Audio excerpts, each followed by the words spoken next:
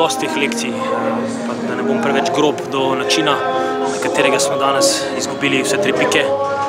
Pa rečeš si, da če ostane 1-1, pa si vsaj nekaj iz te tekme potegnil, mi smo dovolili popoln preobrat nasprotniku oziroma direktnemu konkurentu za Evropo in to za našo pozicijo, za naše cilje ni dovolj. Morali bomo najti neke prave besede oziroma en resen pogovor opraviti v naši tekmovalnosti. Taka tekma, kot je bila danes, ko smo končno prebili zid, taka tekma se mora z 1-0 končati v našo prid. Me ne zanimajo okoliščine, me ne zanima, kdo igra. Ta tekma bi mogla končati z 1-0 ali pa z višjim rezultatom.